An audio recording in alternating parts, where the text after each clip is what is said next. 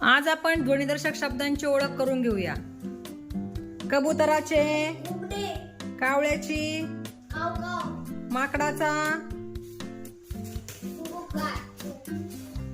कोंबड्याचे, मोरांची, घुबडाचा, चिमणीची, हंसाचा,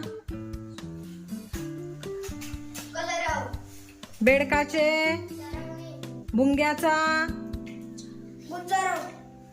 कोल्ह्याची, मोराचा, घोड्याचे, वाघाची, हत्तीचे, सिंहाची, कुत्र्याचे, कोकिळेचे,